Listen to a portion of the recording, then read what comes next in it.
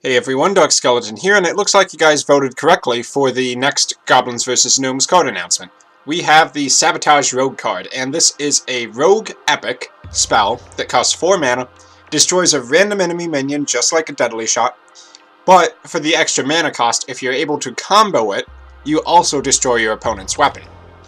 Now personally, I like this spell a lot. I think I'll be running one of them in each of my Rogue decks from this point forward, and I think it's a better alternative than Assassinate.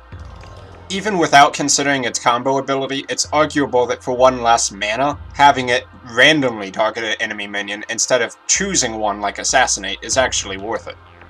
Sabotage is typically a card you would play when your opponent plays a huge dude onto the field, something like a Ragnaros. Now, if you ever go up against decks like Control Warrior, you know they don't typically have 4 or 5 guys on the field. It's going to be they play Ragnaros and that's it. So whenever you're up against one big minion, which is typically when you'd play Assassinate anyway, the Sabotage's randomness isn't going to matter. Now I did find the art image for this card to be a little bit confusing. The gnome in the picture appears to be some kind of priest wearing raid gear out of World of Warcraft, and that had me thinking along the lines that this was an anti-mage card, but it's actually quite the opposite. The combo ability allows you to destroy your opponent's weapon. Now, destroy a big minion and kill the enemy's weapon, that has me thinking that this card is really good at targeting Control Warriors.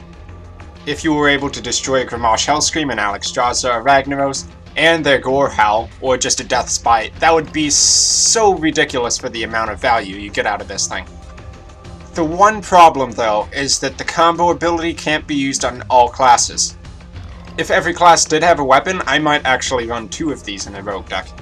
Now with Goblins vs. Gnomes, there is actually a way to give every class a weapon, and that's using the Blingatron 3000, which you could use to combo into this for 9 mana. Now, although you could do that and immediately destroy your opponent's weapon, plus giving yourself a free weapon, putting a minion on the board, and taking out their big guy, I think that kind of combination is way too gimmicky. It's the same problem with trying to combo Blingatron 3000 into Harrison Jones. It's just a combination that requires you to get too late into the game, and then requires you to have both of those cards in your hand in the first place. Which is something that at least currently Rogue decks don't want to have happen. They don't want to go super late game, and they don't want to really depend on having 2 specific cards in their hand. Miracle Rogues relying on drawing into a Gadget Sand Auctioneer is bad enough on its own, because sometimes they just lose the game because they don't have the Gadget Sand. Now with these new Rogue cards like Ogre Ninja and Sabotage in combination with the Anubar Ambusher, it's possible that there'll be some kind of value late game Rogue deck that comes out that's not running Gadget Sand Auctioneer. And that's the kind of Rogue deck I want to shoot for playing myself personally this expansion, but I don't have any clue if that's going to be viable or not yet. Traditionally, Rogue decks just die too easily to make it into any kind of late game control meta. You could try running the Ancient Heal bot though, that does heal you for 8. We'll have to see. So do you guys think this is good enough to run? Is it the counter to late game Paladin decks and late game Warrior decks? Let me know in the comments down below. I've been Dark Skeleton, and I'll catch you all next time.